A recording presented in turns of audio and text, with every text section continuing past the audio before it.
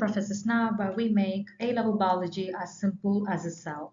So today we're understanding the development of drug testing from historic to contemporary protocols, including William Withering's digitalis soup, double-blind trials, placebo, and the three-phase testing. This is one of those topics that are asked about so frequently, so it's really important you understand and remember this topic well. So, starting off with William Withering. So, he studied the use of foxglove, which is the modern name being digitalis, to treat dropsy, which is heart failure. So, he prepared a digitalis soup from foxglove leaves and tested it on patients and recorded outcomes.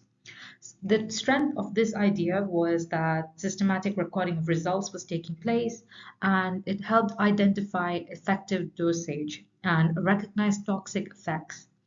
However, this method of testing is not the most effective, of course, as you can tell.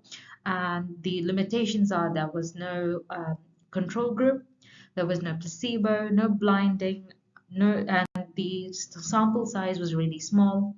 And there is also the risk of potential bias.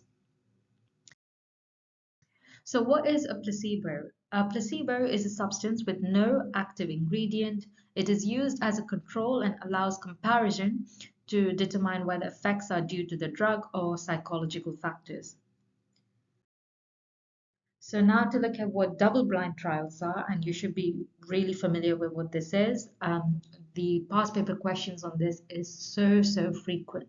So a double-blind trial is one in which neither the patient nor the researcher knows who receives the drug or the placebo.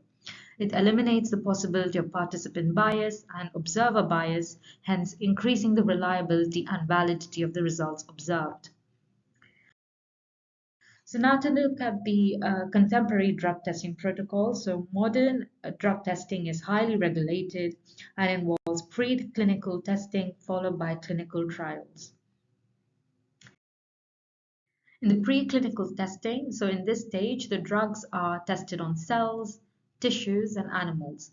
The purpose of this stage is to assess toxicity, identify effective dose, and evaluate side effects.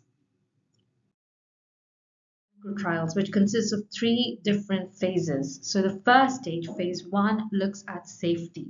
This stage involves a small number of health volunteers. The purpose of this stage is to determine safe dosage and identify side effects, and low doses are used initially. Phase 2 looks at the effectiveness, and a small number of patients with the condition are involved. The aim of this stage is to test the efficacy and refine the dosage. Side effects are observed and recorded in this stage. And finally, in phase 3, we are looking at large-scale testing. A large number of patients are involved in this stage. The trials are randomized and double-blind, and this stage is placebo-controlled. The aim of this stage is to confirm effectiveness, detect rare side effects, and compare it to existing treatments. Marketing surveillance. So this stage is conducted after the drug approval and it monitors long-term effects and identifies rare or delayed side effects. So that is all from Professor SNAB today. Hope you found this video useful. If you have any questions, let me know in the comments below and I'll get back to them as soon as possible. And don't forget to like, share and subscribe.